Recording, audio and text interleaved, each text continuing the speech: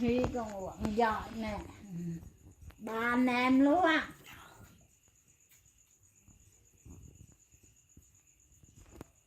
À, anh Huy hết trước rồi, giỏi quá. Rồi, Na cũng hết luôn.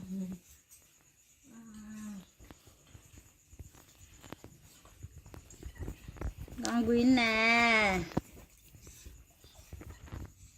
Đó, hết chưa?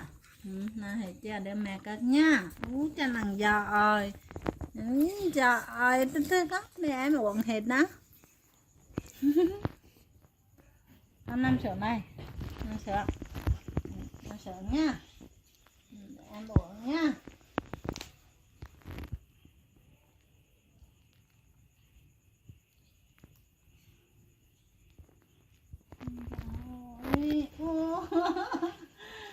Chị Na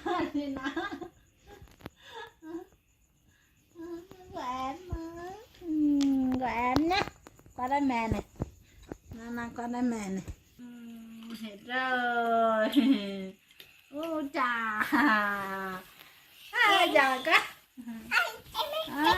giờ quá, em phải chơi đi, mà giờ cái này đã.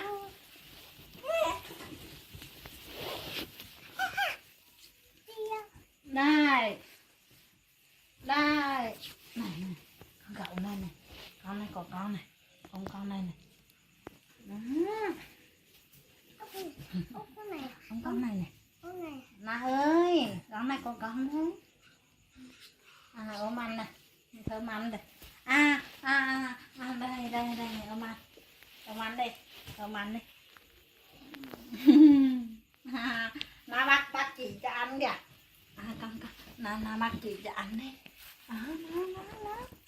Đó, em bắt chị cho anh luôn đấy. Anh ngồi sữa anh. Đây của em đây. Con này của con này. Xuống cả. Đây Na ơi, đây con.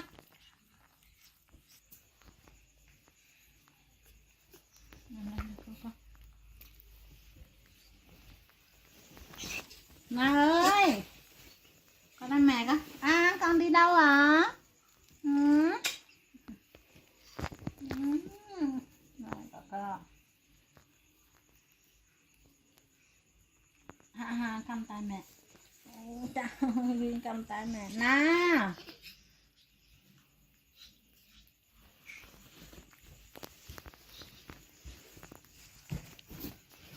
Nắng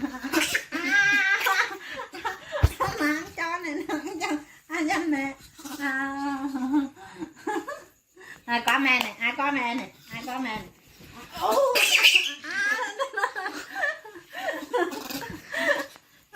Mẹ còn nám á. Anh còn nám này, có đây mẹ này, có đây mẹ.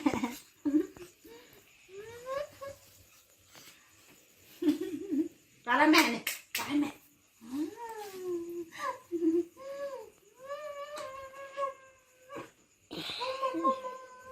Rồi, ta ra chơi đi.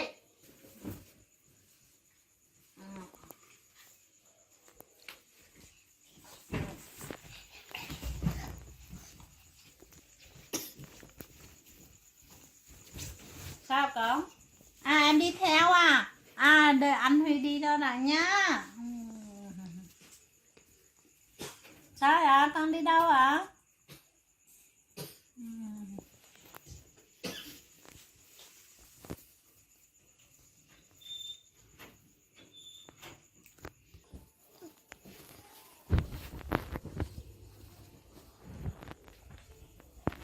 Đây của con này.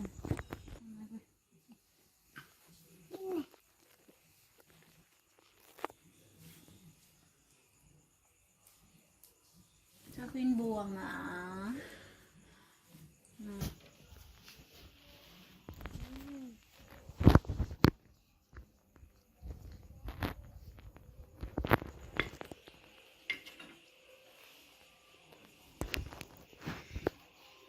Gì nè? con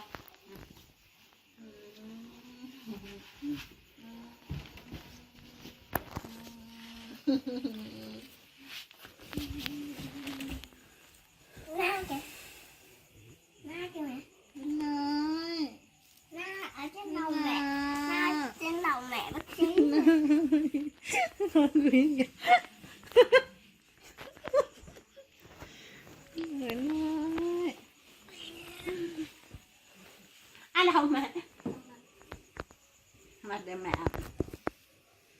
Con ăn Quyến cho mẹ ăn Quyến đi đi làm ra mẹ ăn nha ăn Quyến đi về mẹ này nào ơi đi mẹ nào ơi con đây mẹ ôi ở đây nhắn nhắn đi chơi con đây mẹ